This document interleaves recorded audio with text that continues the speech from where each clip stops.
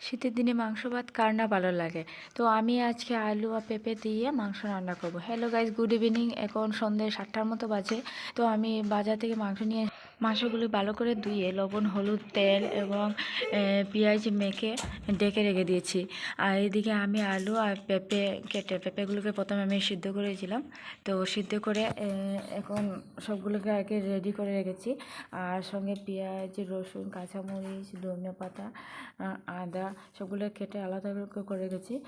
অর্ধেকগুলো আমি পেস্ট করে নেব, আর অর্ধেকগুলি একদিকে ম্যারিনেট করে রেখেছিলাম সেই মাংসগুলোর মধ্যে দিয়ে দিয়েছি। আর এগুলোকে প্রথমে আমি পেস্ট করে নেব।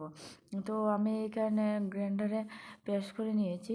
তো আপনাকে দেখাচ্ছি এই পেঁয়াজগুলো হয়েছে। আর এখানে আমি আদা, রসুন এবং কাঁচামরিচ একসঙ্গে পেস্ট করেছি। তো আমি প্রথমে কড়াইটা বসে দিয়েছি। এখানে আলুগুলো প্রথম দিয়ে দেবো। তো আলুগুলি একটু বেজে তারপরে পেঁপেটা দেবো, কারণ পেঁপেটা প্রথমেই আমি সিদ্ধ করেছিলাম। তো আলু আর পেঁপেটা বেজে নিই। তারপরে তো এখানে আমি সব মশলা নিয়ে আস্তে গরম মশলা, গোলমরিচ এবং লং নিয়েছি। তো আলুগুলো বাজার শেষ। তো এই যে তেলগুলো রয়েছে এটা আমি একটু তেল দিয়ে তখন আমি আস্তা মশলাগুলো দিয়ে দিয়েছি, তার সঙ্গে পেঁয়াজ দিয়ে দিয়েছি।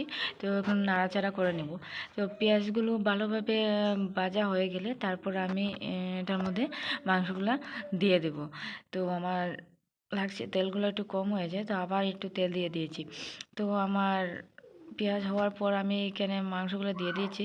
তো মাংসগুলো নাড়াচাড়া করছি আর ঢেকে দিয়েছি। তো মাংসগুলো একটু হওয়ার পরে তখন আমি মশলাগুলো এক এক করে দিয়ে দেবো। তার সঙ্গে আমি কুকারে ভাতও বসিয়ে মাংসগুলো কষানো হয়ে গেছে প্রায়। তো আমি এক এক করে সব মশলাগুলো দিয়ে দেবো। তো আমি এখানে লঙ্কা গুঁড়ো, হলুদ গুঁড়ো, জিরে গুঁড়ো, এক এক করে সব মশলা এবং ধনিয়া গুঁড়ো দিয়েছি। সব মশলাগুলো দিয়ে আবার একটু ভালো করে নেড়ে ছেড়ে নেব। তো আমি মশলাগুলোকে ভালোভাবে কষিয়ে নেব। আর সঙ্গে আমি এদিকে গরম জল বসিয়ে দিয়েছি, আর আলুগুলো সিদ্ধ হওয়ার জন্য বসিয়ে দিয়েছি, কারণ একটু জলদি জলদি হওয়ার জন্য।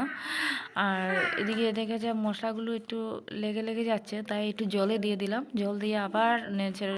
তো আমি এখানে গরম মশলা, মিট মশলা দিয়ে দিয়েছি। আর এগুলা দিয়েও আমি একটু নাড়াচাড়া করে নেব।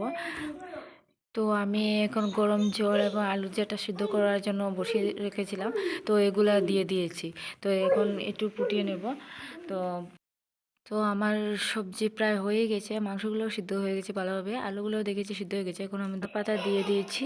এখন আমার মাংসগুলো রান্না শেষ। দেখুন কালারটা কেমন হয়েছে। আজকে ভিডিও এই পর্যন্ত। Tata, bye bye.